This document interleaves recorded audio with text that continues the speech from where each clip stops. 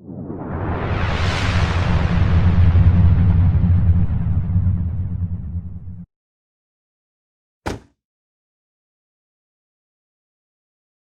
Assalamualaikum warahmatullahi wabarakatuh. Waalaikumsalam warahmatullahi wabarakatuh. Waalaikumsalam warahmatullahi wabarakatuh. Ya, selamat Waalaikumsalam. pagi semuanya, salam sejahtera, Iya. salam sehat untuk kita semuanya. Mudah-mudahan kita senantiasa diberikan kekuatan, kesehatan lahir dan batin, sehingga kita bisa senantiasa melaksanakan aktivitas keseharian kita dalam keadaan sehat walafiat. Hari ini kita akan membahas tentang keuntungan mekanik atau mechanical advantage ya, dasar-dasar mekanisme yang nanti sedikit banyak akan dipakai sebagai dasar pemikiran bagi kita ketika kita merancang sebuah pergerakan mechanical movement gitu ya dari sistem yang akan kita buat. Jadi kalau misalkan kita telaah lebih lagi hal-hal yang ada di sekeliling kita gitu ya, mungkin kita bisa melihat bahwa banyak sekali sistem-sistem yang bergerak di mana komponen-komponennya tersebut bekerja satu sama lain untuk melakukan aktivitas tertentu sesuai dengan tujuan dari sistem yang dibuat gitu ya. Seperti mesin pembakaran atau combustion engine gitu ya. Di combustion engine itu yang ada di mobil, di motor, di pesawat, jet dan lain sebagainya, itu pasti banyak sekali part-part yang memang bergerak untuk melakukan pekerjaan tertentu sehingga tujuan dari mesin tersebut untuk mengubah energi menjadi sebuah pekerjaan itu tercapai gitu ya. Di sini mungkin ada motor sebagai penggeraknya, kemudian ada beltingnya untuk mentransmisi daya, kemudian ada aktuasi dari satu gerakan ke gerakan lain. Begitupun ada permesinan lain, mungkin kalau kalian nanti magang di industri seperti mesin manufaktur dan lain sebagainya, itu ada banyak sekali part-part yang bergerak di mana satu sama lain bekerja untuk mencapai tujuan tertentu. Nah, itu mungkin yang secara kasat mata itu bisa kita lihat. Mungkin ada lagi hal-hal yang lain yang memang tanpa kita sadari bahwa secara packaging mungkin tidak terlihat ada aktivitas gitu ya. Artinya seperti kamera, mungkin ketika dilihat ya hanya sebatas kamera, kemudian kita memotonya. Tetapi kalau kita lihat ada lensa ini, dia akan melakukan focusing, autofocus, atau kita mengejas fokusnya, itu pasti dengan kita memutarkan kanan, kiri, dan lain sebagainya gitu ya. Memutar clockwise atau counterclockwise gitu untuk mencapai titik fokusnya. Ini adalah aktivitas di mana mekanisme itu dia bekerja untuk mencapai tujuan tertentu.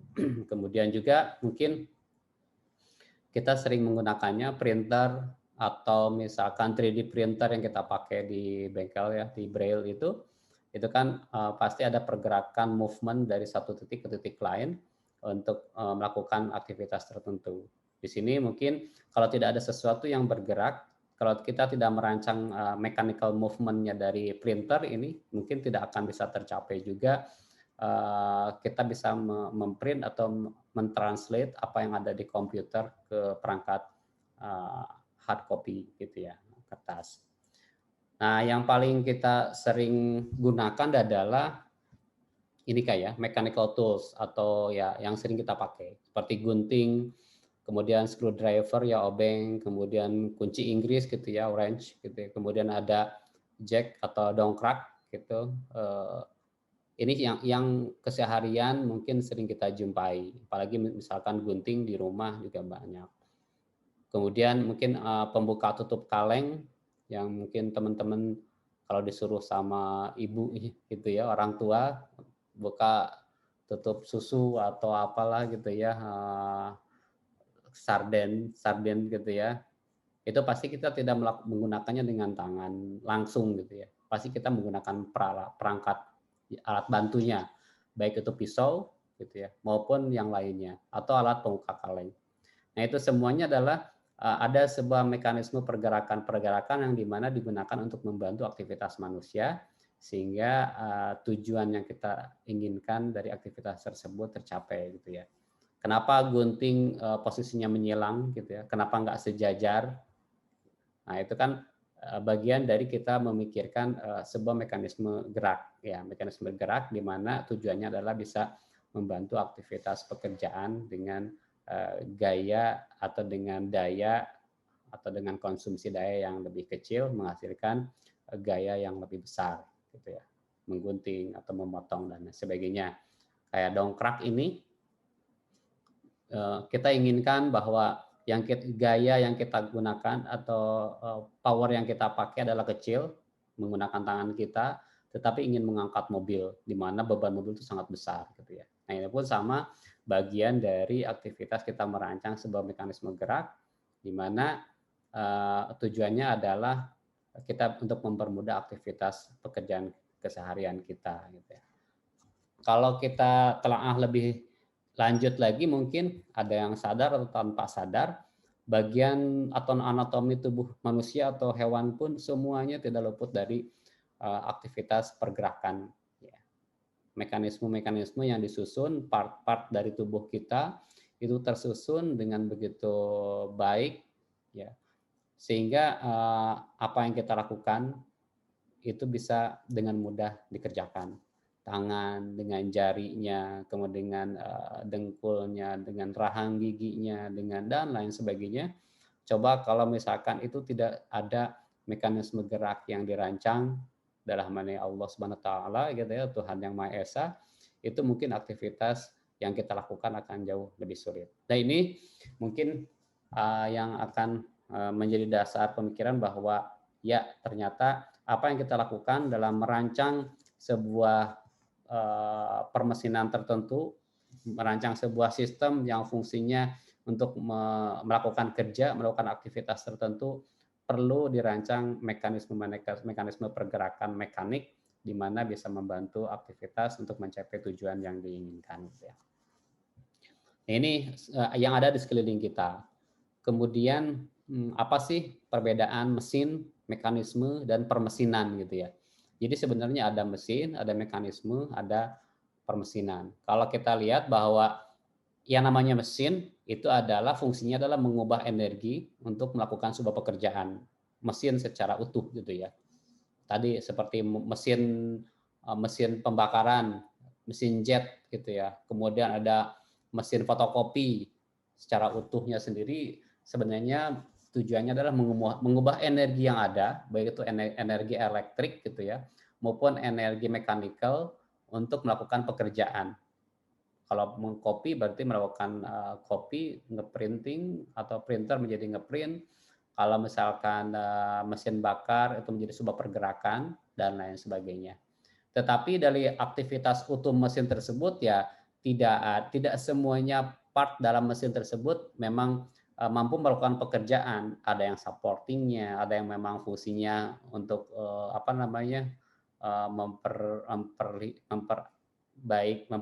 memperindah tampilannya. Jadi tidak semuanya memang bekerja untuk melakukan sebuah pekerjaan. Jadi ada mekanisme pergerakan yang memang berfungsi utama di dalamnya. Untuk melakukan sebuah aktivitas pekerjaan. Nah, mesin itu kalau kita tinjau secara utuh dan mekanisme itu adalah part-part yang memang bekerja di dalam mesin tersebut untuk melakukan sebuah pekerjaan. Nah, ada lagi istilah sebut dengan machinery gitu ya atau permesinan. Kalau machinery itu ya sebenarnya adalah assembly atau integrasi dari beberapa mesin dan mekanisme gitu ya. Misalkan permesinan yang ada di pesawat, misalkan gitu ya. Itu bukan gabungan dari mesin-mesin yang ada bekerja bekerja secara integrasi untuk mengubah energi menjadi sebuah pekerjaan, untuk melakukan pekerjaan. Yang di dalamnya tentu banyak sekali part mekanik yang bergerak yang disebut dengan mekanisme seperti itu. Kalau kita lihat gambar di samping ini adalah contoh contoh sederhana bagaimana salah satu part yang ada di dalam mesin pembakaran atau combustion engine yang ada di mobil, di motor, di pesawat dan lain sebagainya yang memang menggunakan motor bakar gitu ya. Di mana ada slidernya, ada pistonnya yang bergeraknya itu fungsinya adalah untuk naik turun gitu ya, untuk menginjeksi. Kemudian ada di sini kemudian ada crankshaft. Crankshaft itu seperti apa namanya, poros engkol, di mana ini hanya seperti wiper mobil gitu ya, bergerak memutar rotasi tetapi pada jarak sudut tertentu gitu ya, bolak-balik.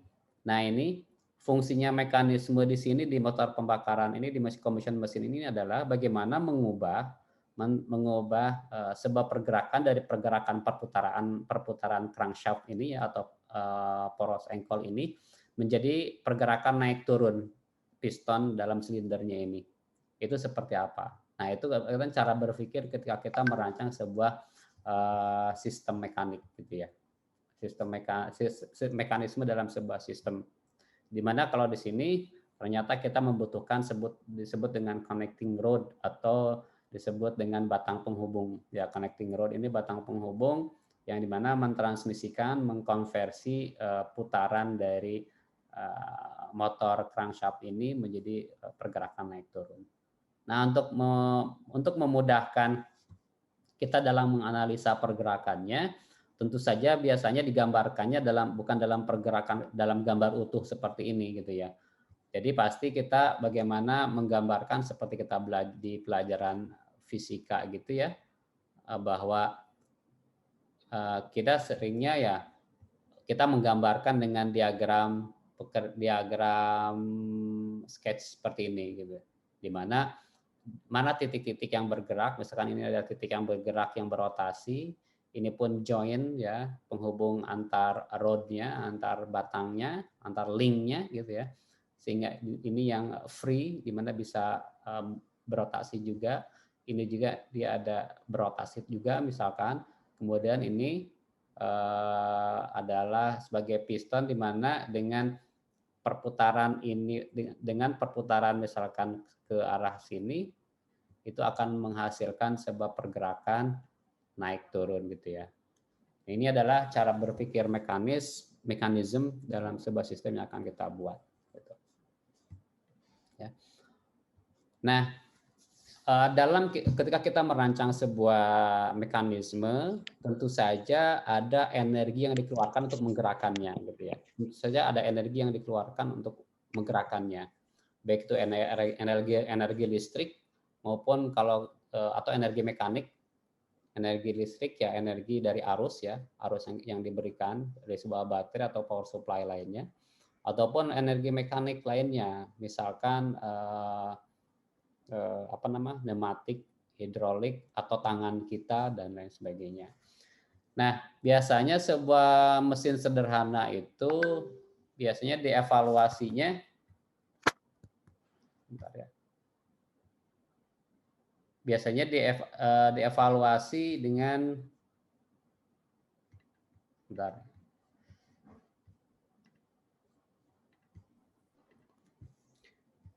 dievaluasi dengan berdasarkan efisiensi dan keuntungan mekanis atau mechanical advantage. Artinya mekanisme itu untuk kita bisa merancang apakah sistem yang kita buat, mekanisme yang kita buat itu baik atau tidak, efisien atau tidak, biasanya dievaluasi atau dianalisis dengan efisiensi atau keuntungan mekanis. Kalau dari sisi utuh mesin, ya permesinan biasanya dievaluasinya dengan efisiensi. Tapi kalau dari sisi aktivitas pergerakannya, biasanya dianalisis atau dihitung dengan keuntungan mekanis atau mechanical advantage. Kalau kita lihat bahwa energi itu adalah ada dua gitu ya, ada energi kinetik, ada energi potensial. Saya tidak akan membahas lebih dalam tentang energi di sini ya, itu ada di perkuliahan yang lain, dan teman-teman semuanya tentu saja sudah pernah belajar semuanya di SMK atau SMA ya, atau di madrasah aliyah. Di mana kalau kita melihat hukum kekekalan energi gitu, melihat hukum kekekalan energi bahwa usaha atau kerja itu adalah delta energi ya. Kerja itu adalah delta dari energi. Pengurangan antara energi potensial dikurangi dengan energi kinetik, atau energi kinetik awal dikurangi dengan energi kinetik akhir, gitu ya. Itu adalah yang namanya usaha. Sehingga menurut hukum kekalahan energi ini, bahwa usaha yang lebih besar itu tidak akan diperoleh dari sebuah mesin dibanding energi yang diberikan. Jadi energi yang diberikan itu pasti usaha yang diperolehnya itu tidak akan lebih besar daripada energi yang kita suplai. Itu menurut hukum kekekalan energi. Kalau kita melihat dari permesinan ya, dari mesin secara utuh atau dari sistem secara utuh. Tetapi karena yang akan kita tinjau sekarang adalah sebuah mekanisme pergerakan, di mana kita ingin merancang sebuah mekanisme yang hemat energi, tetapi menghasilkan hemat konsumsi gitu ya, konsumsi tenaga gaya, tapi menghasilkan gaya output yang besar tadi, gitu ya. Makanya biasanya ya kita bisa merancang bagaimana kita membuat gaya output itu besar, gitu ya, dengan input yang kecil. Tapi yang ditujuannya bukan energinya, bukan energi secara keseluruhan, tapi yang dituju adalah gaya yang diberikan, gitu. Nah, gitu ya, tujuan yang sekarang di daya gerak ini adalah bagaimana kita merancang sebuah pergerakan agar menghasilkan gaya output yang besar dengan input yang kecil. Tujuannya adalah untuk menghemat energi, baik itu energi mekanik maupun energi tenaga kita sebagai manusia, gitu ya, ketika mengangkat, mendorong dan sebagainya, atau listrik, konsumsi arusnya semakin rendah dan lain sebagainya. Nah, sehingga kalau kita melihat dari sisi energi, efisiensi dari sisi mesin, bahwa dari sisi mesin secara utuh itu yang kita lihat berdasarkan hukum kekekalan energi, gitu ya, bahwa energi input itu pasti adalah penjumlahan dari energi output dengan energi yang terbuang, gitu ya. Energi output dengan energi yang terbuang. Jika energi yang terbuangnya kecil atau bahkan nol, itu berarti efisiensinya sangat tinggi. Begitupun daya. Daya itu, daya masukan itu sama dengan daya keluaran ditambah daya yang terbuang. Sehingga persentase efisiensi sebuah permesinan itu adalah output energi output dibagi dengan input energi. Dikali 100 gitu ya. Artinya bahwa jika output energinya itu sama dengan input energi, artinya bahwa energi yang terbuangnya itu adalah nol. Ketika energi yang terbuangnya adalah nol, berarti efisiensinya sangat tinggi. Ya, efisiensi sangat tinggi artinya bahwa tidak ada energi yang terbuang sia-sia. Artinya energinya termanfaatkan semuanya. Nah, ini biasanya dalam sebuah permesinan, dalam sebuah mesin itu yang dihitung adalah efisiensi. Ya, efisiensinya. Begitupun untuk menghitung efisiensi itu bisa menggunakan termnya energi, gitu ya, atau termnya daya, ya, termnya daya sama ininya. Itu ya, ini terkait dengan efisiensi mesin.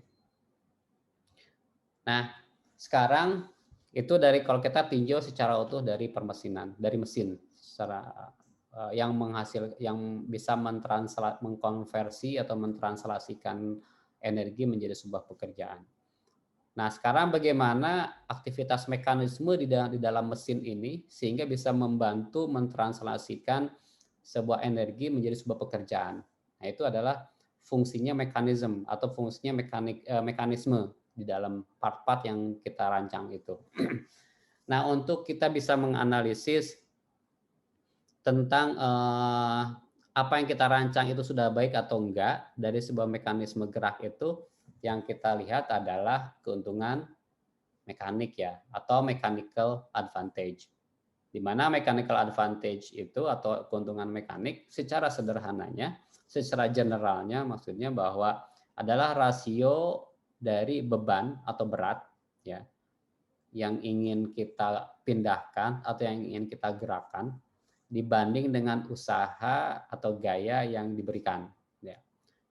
Jadi mechanical advantage itu adalah beban ya yang dihasilkan atau yang ingin kita pindahkan atau yang ingin kita gerakkan dibanding dengan effort atau gaya input yang kita berikan. Itu disebut dengan mechanical advantage secara umum seperti itu. Artinya apa? Jika mechanical advantage-nya itu lebih besar dari satu gitu ya.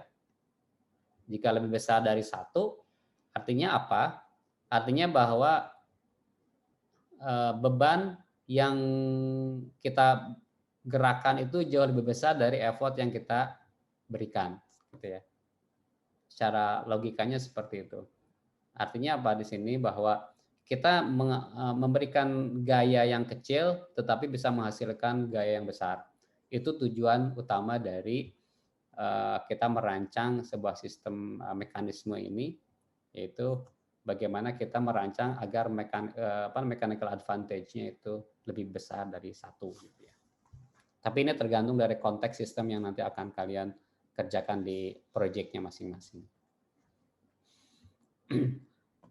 Tetapi kalau untuk sistem yang digunakannya itu sesuatu yang berputar ya, seperti roda gigi atau katrol, biasanya roda gigi atau katrol ini digunakan untuk mengkonversi, mengkonversi dari unit putaran menjadi unit pergerakan translasi maju mundur naik turun gitu ya. Biasanya roda gigi itu biasa digunakan untuk seperti itu, atau katrol juga. Biasanya untuk putaran katrol atau putaran motor atau roda gigi itu biasanya digunakan untuk mengkonversi dari untuk mengkonversi dari putaran menjadi arah pergerakan translasi. Ya seperti di mobil atau di robot mobil gitu ya. Roda itu kan berputar, tetapi fungsinya adalah bagaimana dia mentranslasikan putaran tersebut menjadi pergerakan mobile robot itu, maju mundur, belok kiri, belok kanan. Begitupun katrol ya, naik turun. Sehingga untuk menghitung mekanisme mechanical advantage-nya itu biasanya dengan velocity ratio. Ini sama dengan mechanical advantage, cuma cara pandangnya ada yang berbeda gitu ya. Biasanya velocity ratio itu adalah jarak yang dipindahkan, jarak pergerakan dari effort gitu ya. Yang jarak pergerakan dari effortnya berarti input ya. Jadi jarak input dibagi dengan jarak output atau beban yang dipindahkan. Misalkan katrol, inputnya, effortnya adalah tangan kita narik ya. Nah, berarti jarak atau panjang tali yang kita tarik dibanding dengan pergerakan beban yang terangkat misalkan, itu berapa jaraknya. Nah, itu disebut dengan velocity ratio, atau ini bisa juga disebut dengan cara lain menghitung mechanical advantage ya.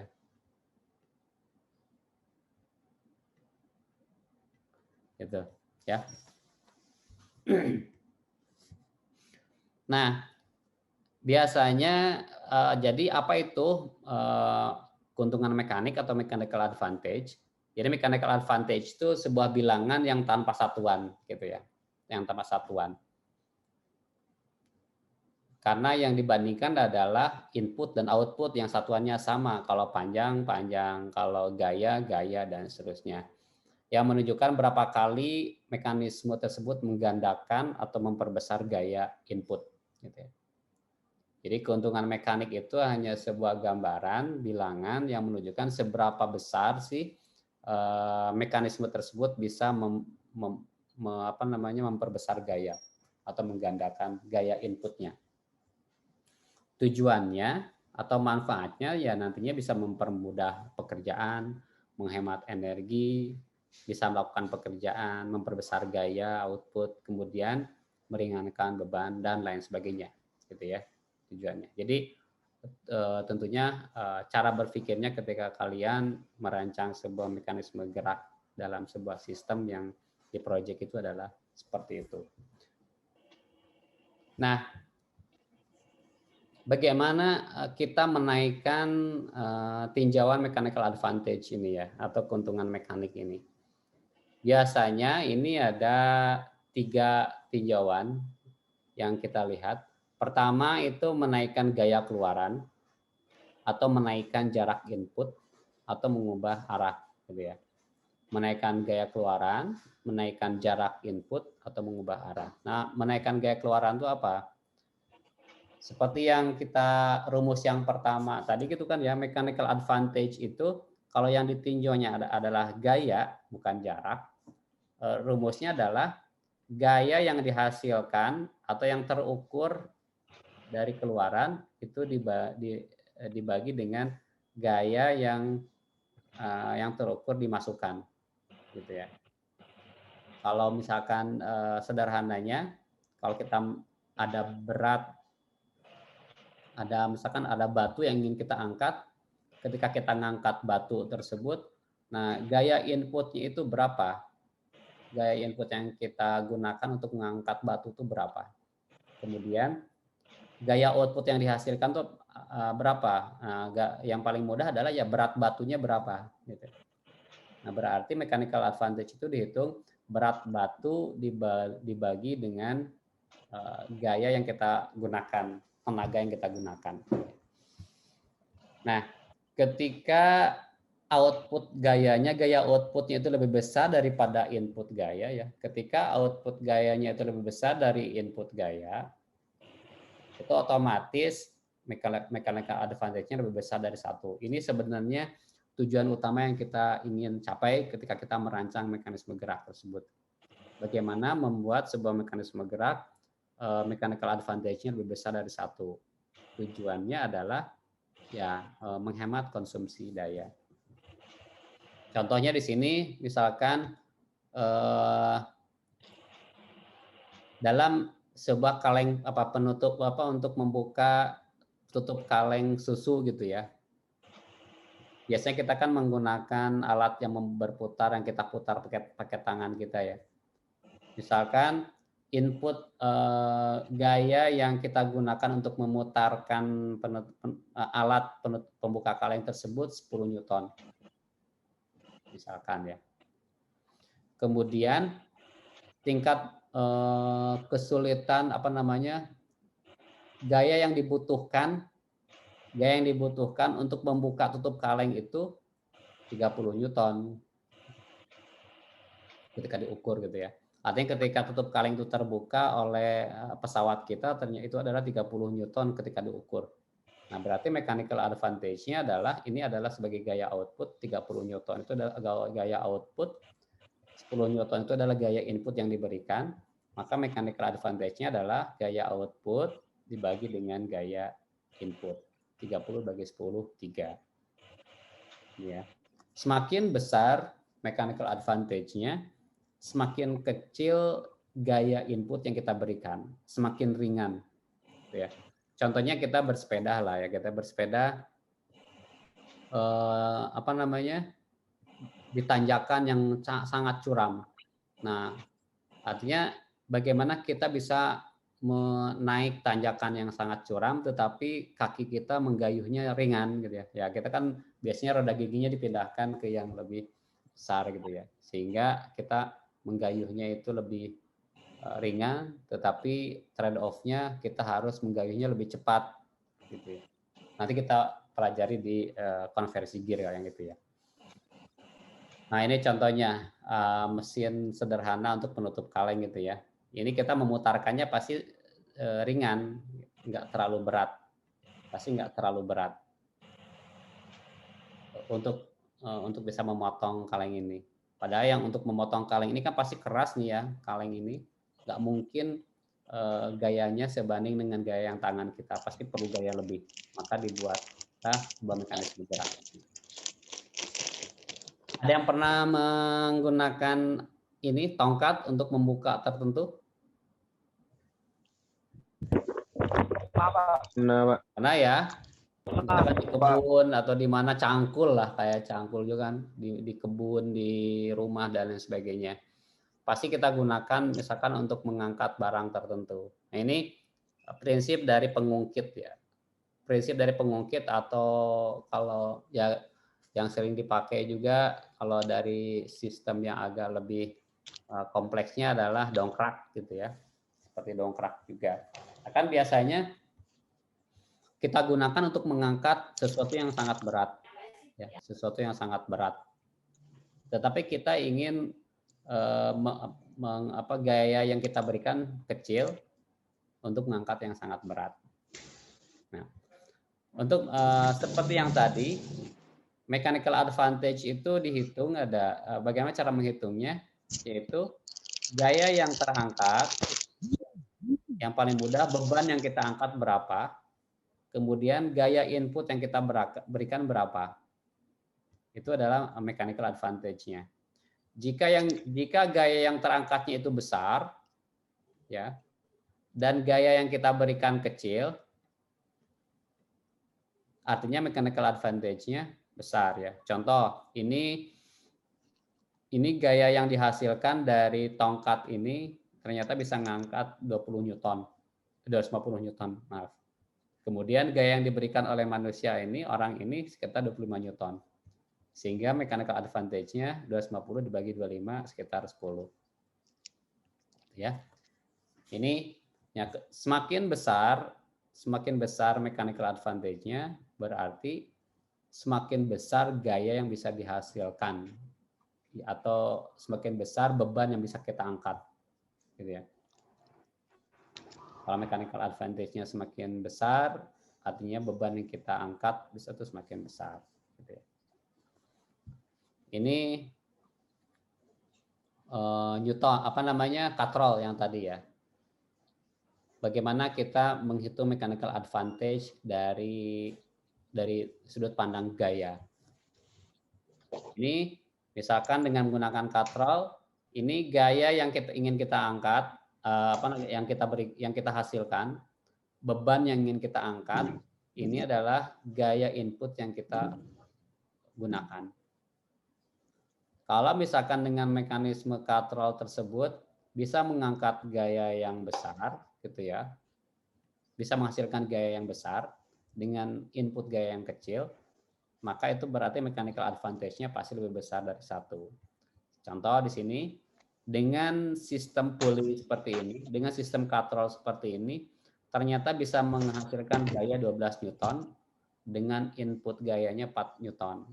Sehingga mechanical advantage-nya berarti gaya output dibagi dengan, yaitu 12 Newton, dibagi dengan gaya input 4 Newton. Sehingga mechanical advantage-nya 3. Artinya apa? Ketika mechanical advantage-nya 3 lebih besar dari 1, artinya beban yang kita rasakan ketika kita melakukan pekerjaan tersebut lebih ringan. Ya, sekitar 4 Newton yang kita butuhkan. Gitu ya. Nah, sekarang bagaimana jika mechanical advantage-nya itu kurang dari 1? Ya, mechanical advantage-nya kurang dari 1. Artinya kalau kurang dari 1, kalau mechanical advantage-nya kurang dari 1, artinya bahwa contohnya input gaya yang kita berikan tuh lebih besar daripada output gaya yang dihasilkan. Gitu ya. Misalkan kita mengeluarkan tenaga 20 Newton, gitu ya. Padahal yang kita angkat sangat ringan, cuman 10 Newton. Sehingga mechanical advantage-nya 0,5. Nah, ketika kita hitung mechanical advantage-nya 0,5 gitu ya, ketika kita analisis, berarti ada yang terus kita ingin menghemat, yang kita tinjau adalah hemat energinya, berarti sistem yang kita buat ini belum pas. Kenapa? Karena ini malah boros energi, ya. Energi yang kita berikan besar, tetapi output yang gaya yang kita berikan besar, tetapi output gaya yang kita hasilkan hanya kecil, gitu ya. Gitu ya. Jadi ini yang harus kita lihat, ya. Tetapi tidak semuanya sistem yang kita rancang di proyeknya masing-masing nanti itu membutuhkan mechanical advantage yang sangat besar. Tidak semuanya, tergantung konteksnya, gitu ya. Tergantung konteksnya tadi.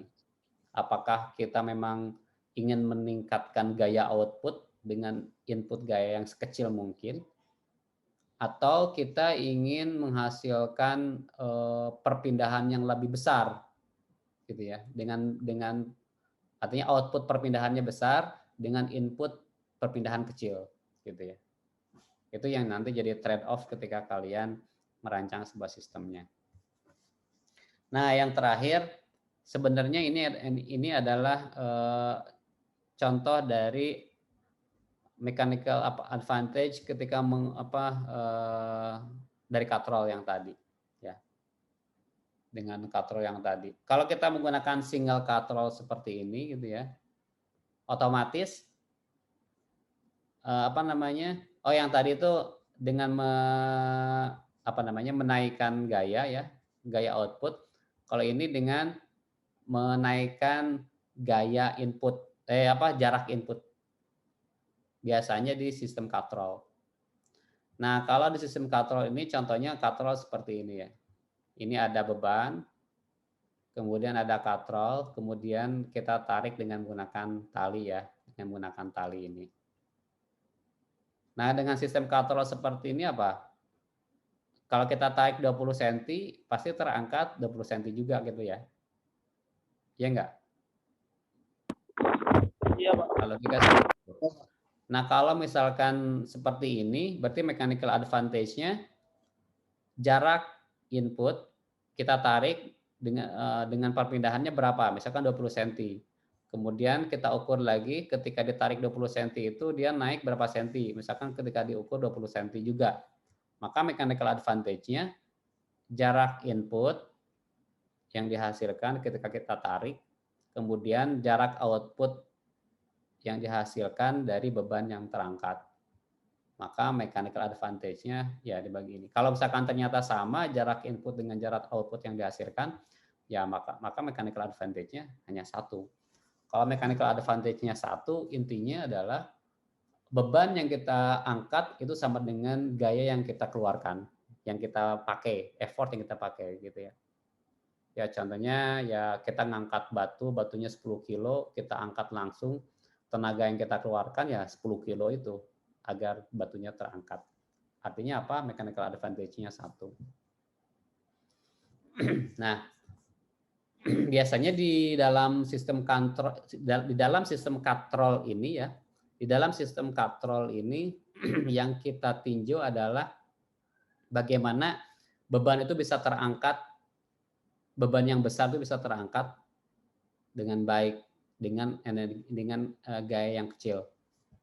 Nah, biasanya yang kita tinjau untuk menghitung mechanical advantage-nya itu bisa dua, dari sisi gayanya atau dari sisi jarak perpindahannya. Contohnya ini ya, bahwa dengan sistem katrol tersebut sebuah beban itu bisa terangkat hanya 5 cm. Padahal tali yang kita tarik dari katrol tersebut itu sampai 15 cm. Artinya bahwa gaya yang kita jarak tali ketika kita tarik itu 15 cm. Kemudian perpindahan beban tersebut 5 cm. Maka mechanical advantage-nya adalah jarak input dibagi dengan jarak output, 15 bagi 5 sama dengan 3. Gitu ya. Jadi ketika mechanical advantage-nya 3, ya sama. Artinya beban yang terangkat itu jauh lebih besar daripada effort yang kita berikan. Tetapi trade off-nya tadi secara jarak itu pasti yang kita tarik kalau menggunakan katrol itu jauh lebih panjang dibanding dengan perpindahan bendanya. Nah, contohnya ini. Contohnya ini ya. Pasti dengan menggunakan sistem katrol seperti ini gitu ya.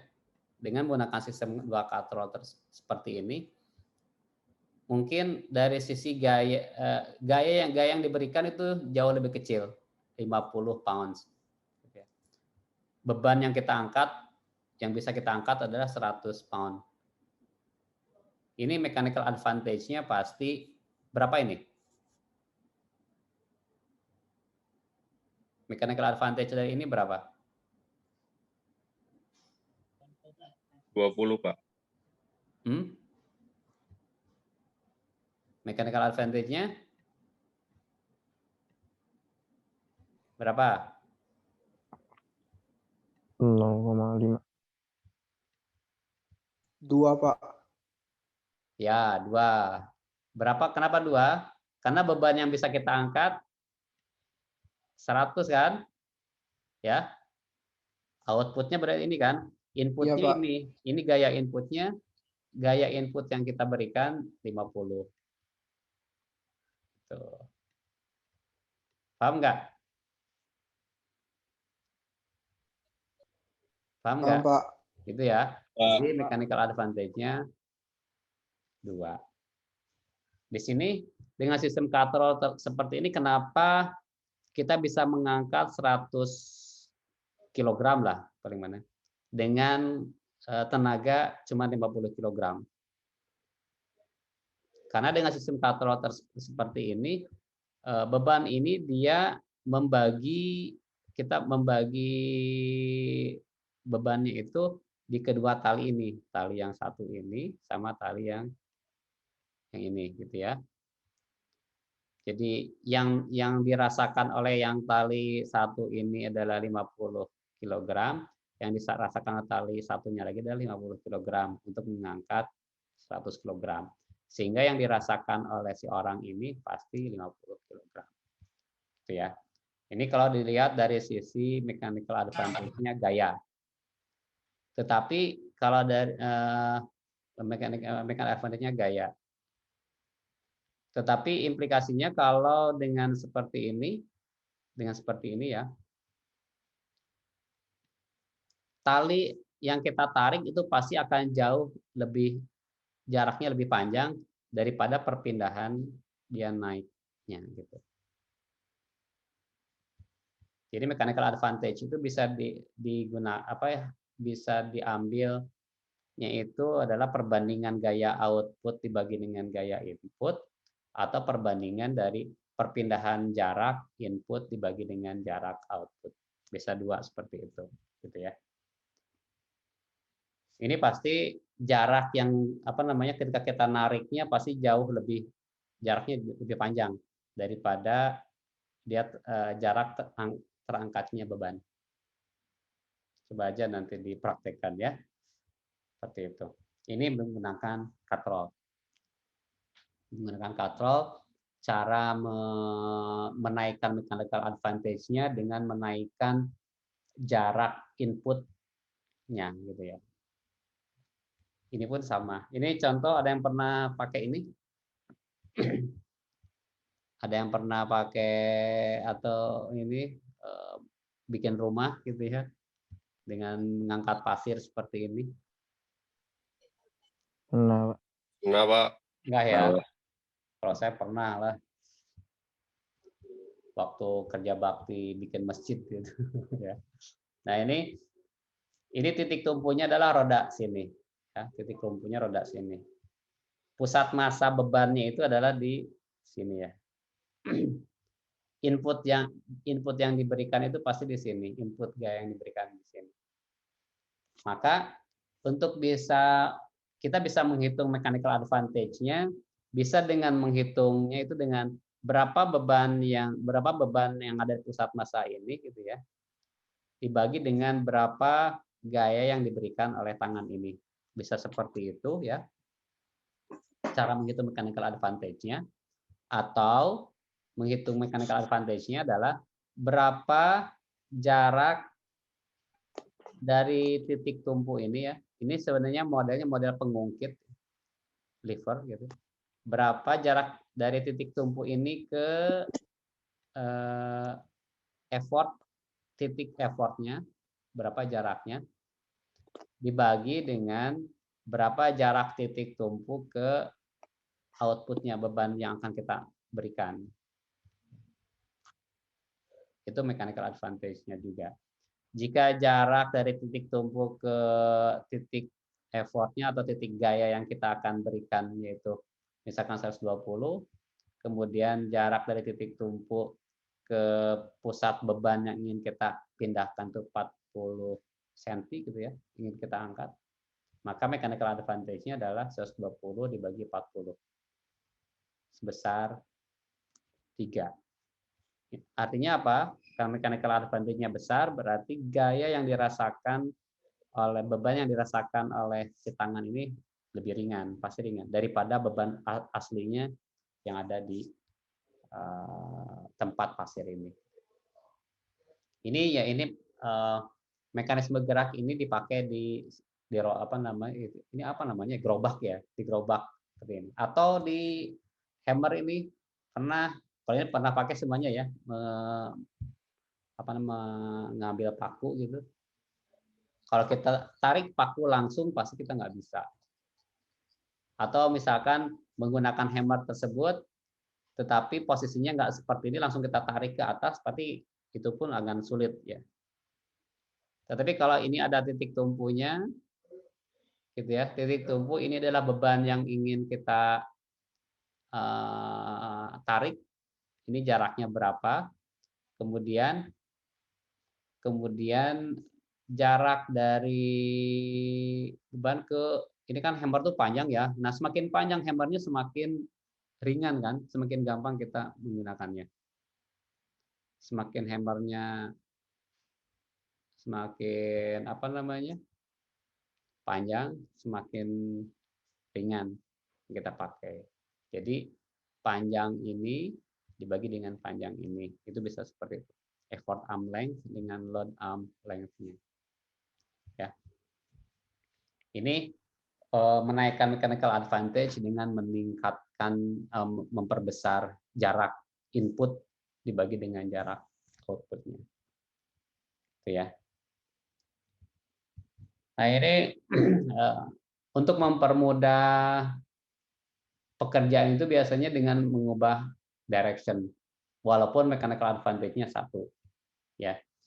Yang seperti kita ngambil air lah, ya, ngambil air. Seperti kita ngambil air, itu kalau kita angkat langsung dengan kita menggunakan katrol, pasti jauh lebih mudah dengan menggunakan katrol kan ya. Gitu. Walaupun secara mechanical advantage-nya satu. Kenapa kita secara perasaan, secara psikologis gitu, kalau kita ngangkat ember langsung, diangkat gitu ya, atau ambil air pakai ember, itu jauh terasa lebih capek, lebih berat daripada kita menggunakan katrol. Ada yang tahu jawabannya? Alasannya? Walaupun kalau kita analisis secara mechanical advantage pasti sama, satu ya. Karena yang menggunakan katrol pun sama, kalau kita hitung ya, ini jarak yang ditariknya 20 cm, jarak yang terangkatnya 20 cm. Ketika dihitung mechanical advantage-nya pasti satu. Kalau mechanical advantage-nya satu, artinya gaya yang diberikan itu sama dengan gaya yang dihasilkan. Tetapi kenapa secara perasaan menggunakan katrol ini jauh terasa lebih ringan daripada ngangkat langsung? Ada yang tahu? Misalkan ini orang ya, kalau misalkan orangnya ini misalkan ngangkat ember langsung, ngangkat beban langsung.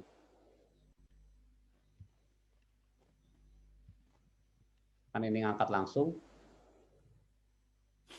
dibanding dengan menggunakan katrol ini, pasti terasa lebih tidak capek dengan menggunakan katrol. Kenapa? Menjawab Pak. Ya, kalau yang dari saya rasain ya Pak, kalau kita pakai katrol itu sama yang kita ngangkat langsung, bedanya kalau kita ngangkat langsung tuh kayak otot-otot kita tuh langsung di tangan gitu Pak. Kita nggak bisa nahan itu atau buat ngakal-ngakalin. Kalau kita pakai katrol sendiri kan kita bisa ngakalin kayak diikat di mana gitu dulu buat nahan benda ini biar nggak bergerak, kayak digantungin gitu Pak. Kalau menurut Oke. saya sih ya Pak, karena ini Ya. kan Hmm. ini di kepala gitu Pak, kayak ngakal-ngakalin gitu Pak maksudnya. Ya. Oke. Betul. Ada yang lain? Kenapa? Mungkin Pak dari saya ngambil embernya itu membungkuk Pak. Jadi Hmm. apa di di apa membungkuk itu ngambil ember yang ditarik itu menyebabkan kayak berat gitu rasanya Pak. Ya. Nah, Seluruh kenapa badan kayak gitu. berat rasanya? Ya, mungkin seluruh badan lebih terasa gitu Pak ototnya bekerja. Seluruh badan bekerja gitu ya. Ya Pak. Kalau Ya. katrol kan kayak tangan doang gitu Pak. Kalau Jadi kayak seluruh badan ketika membungkuk itu ya berarti membungkuk berarti seluruh badan bekerja untuk bergerak ya, untuk bisa mengangkat beban, gitu ya. ya Pak. Bener Pak. Gitu, Pak. Ya, mantap. Ya betul dua-duanya. Walaupun secara energi yang dikeluarkan sama, tetapi secara yang dirasakan itu berbeda. Nah, changing direction ini ternyata bisa mengubah apa namanya meringankan yang dirasakannya gitu ya. Kenapa? Kalau kita langsung mengangkat ember ini, yang menjadi titik tumpu, yang menjadi titik tumpu itu, yang akan menjadi titik tumpu itu adalah kaki dan seluruh tubuh kita. Ini kan, ini ya. Jadi kalau kita ngangkat, kita ngangkat ember ke atas gitu, pasti kaki kita tuh nahan ke terasa nahan ke tanahnya itu kan ya, karena digunakan untuk tumpuan beban yang akan diangkat. Kenapa? Seluruh tubuhnya itu merasa jadi lebih capek karena seluruh tubuhnya itu dia ototnya bekerja untuk menahan beban ya. Dan kakinya pun langsung bertumpu ke tanah, ke ground gitu. Nah, kalau menggunakan katrol, kenapa dia terasa lebih ringan? Karena yang energi yang dikeluarkan hanya di tangan saja, di tangan saja. Kaki tidak berusaha untuk menjadi titik tumpu. Kakinya itu tidak berusaha menjadi titik tumpu. Karena apa? Karena ya ketika kita narik ke bawah gitu ya, ketika kita narik ke bawah, badan kita kan terasa naik, terangkat ke atas kan ya. Apalagi kalau beban yang diangkat itu jauh lebih berat daripada orangnya, pasti ngapung gitu ya. Pasti orangnya malah yang terangkat orangnya daripada bebannya yang terangkat. Nah, itu kalau yang menggunakan katrol, titik tumpunya bukan di kaki yang mengakibatkan seluruh tubuh bekerja, tetapi titik tumpunya adalah di tangan, gitu ya. Jadi otot tangan semuanya lah yang memang bekerja untuk mengeluarkan energi, mengangkat benda. Sehingga kalau menggunakan katrol yang terasa capek adalah tangan saja. Tapi kalau ngangkat langsung seluruh tubuh kita capek, itu encoknya keluar gitu ya, dan lain sebagainya. Nah, ini ini gambaran penting dari bagaimana kita menghitung mechanical advantage terkait dengan mengefisiensikan gaya yang kita berikan untuk menghasilkan gaya output yang besar, gitu ya. Jadi teman-teman coba nanti difikirkan, ini hanya salah satu nanti mekanisme gerak itu banyak, mekanisme gerak itu caranya banyak, ada yang menggunakan katrol, ada yang menggunakan belting, gear, kemudian ada yang menggunakan linkage ya. Linkage itu prinsipnya seperti pengungkit tadi ya, lever tadi, kemudian dan lain sebagainya. Itu semua mekanisme gerak itu dasarnya dari sana semuanya. Sehingga harapannya nanti teman-teman semuanya ketika merancang apa yang ada di proyeknya masing-masing, memperhitungkan terkait dengan berapa bebannya yang ingin diangkat, berapa energi yang berapa beban yang ingin kita angkat, sehingga rancangan mekaniknya itu menjadi seperti apa. Kalau bebannya yang ingin diangkat adalah besar, berarti dan kita ingin menghemat energinya, kita ingin menghemat gayanya, berarti sistem mekanismenya harusnya seperti apa, gitu ya. Implikasinya banyak, gitu ya. Selain kalau misalkan sistemnya menggunakan listrik, ya berarti menghemat arus listrik. Kalau kita menggunakan baterai, berarti ya menghemat arus listriknya, berarti menghemat penggunaan baterai, sehingga tidak gampang habis baterainya. Karena misalkan dengan kita bisa, kalau alat yang kita aktuator yang kita pakai adalah misalkan motor penggeraknya, kalau beban yang kita angkat itu besar dan mekanisme gerak yang kita rancang tidak baik, berarti motor itu bisa bekerja sangat maksimal sehingga arus yang terpakai banyak. Nah, kalau mekanismenya kita rancang, mekanisme geraknya kita rancang, kita ingin motor itu bekerjanya ringan sehingga hasil arus yang terpakai kecil, tetapi gaya yang dihasilkan besar, gitu ya. Nah, itu yang harus nanti kalian pikirkan dalam merancang sistem mekanik yang akan dibuat, gitu ya. Mungkin waktu ketika SMK, SMA nggak tahu ini fungsinya buat apa, gitu ya, menghitung mechanical advantage dan seterusnya.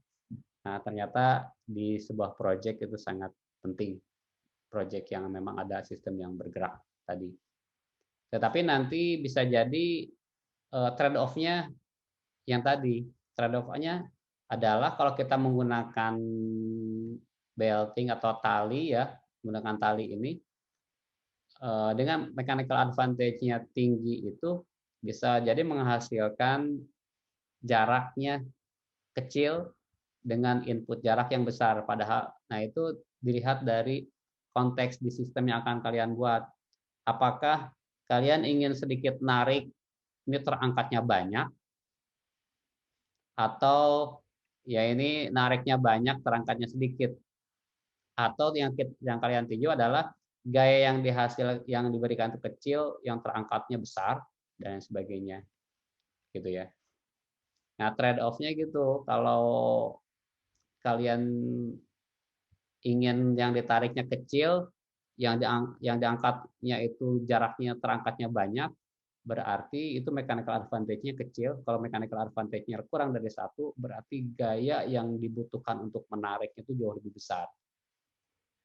Tapi ya tadi tergantung konteks tujuan yang ada di proyeknya masing-masing, gitu. Seperti di robot main bola, mungkin konteksnya adalah ingin jarak yang robot main bola untuk pelempar bolanya ya, konteksnya ingin jaraknya itu jauh besar ya, dengan perubahan jarak dengan trigger yang kecil, tapi jarak yang terlemparnya besar, jauh, itu kan keinginannya seperti itu. Nah, kalau keinginannya seperti itu tidak bisa menggunakan mechanical advantage yang sangat besar. Karena kalau mechanical advantage-nya besar, itu pasti si sistemnya itu jarak yang diberikannya besar, tapi hasilnya kecil, pasti seperti itu. Tetapi trade off-nya tadi, kalau misalkan jarak yang dihasilkan besar, jarak inputnya kecil dengan trigger yang sangat kecil, implikasinya adalah daya yang dipakai sangat besar. Maka kenapa itu arusnya besar kan, yang di robot main bola itu, sehingga bisa menghasilkan lemparan yang jauh. Yaitu tidak selamanya mechanical advantage besar itu cocok di sistem yang kalian buat, tergantung apa yang ditinjaunya, gitu ya. Tetapi analisis itu yang harus kalian buat ya ketika merancang sistem di proyeknya masing-masing. Gitu ya. Ada pertanyaan?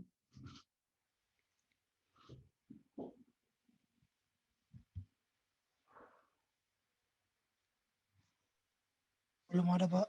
Belum? Nah, kita ingin nanti teman-teman kemarin kan sudah jadi belum rumusan masalahnya? Cara membuat rumusan masalah itu bagi kalian sangat penting ya. Ketika kalian bekerja, ketika kalian nanti menjadi peneliti, ketika kalian jadi apa itu, cara menentukan rumusan membuat rumusan masalah menjadi sangat penting. Itu terkait dengan membuat pola berpikir kita menjadi jauh lebih baik Makanya kenapa itu rumusan masalah atau dalam bahasa pahendawannya adalah driving question-nya itu hal yang paling utama ketika mengerjakan project itu. Tolong diselesaikan semuanya, rumusan masalahnya, terus kita lihat seperti apa kalian menerjemahkan mengambil rumusan masalah yang kemarin dari proyeknya masing-masing gitu ya. Di WA group saya sudah